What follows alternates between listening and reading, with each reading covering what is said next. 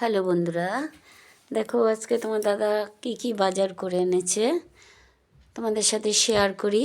তোমরা দেখো, ফুলকপি এনেছে, টমেটো এনেছে, বাঁধাকপি এনেছে, মোচা এনেছে, দেখো 3খানা মোচা, পেঁয়াজ এনেছে, কুমড়ো, বটবটি, বেগুন, আর এদিকে এনেছে আলু এনেছে। আমাদের এখানে এখনও খুব একটা ভালো ফুলকপি বাঁধাকপি পাওয়া যাচ্ছে না।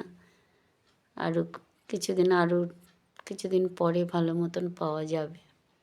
তোমাদের ওদিকে কে কীরকম সবজি পাও কমেন্ট করো,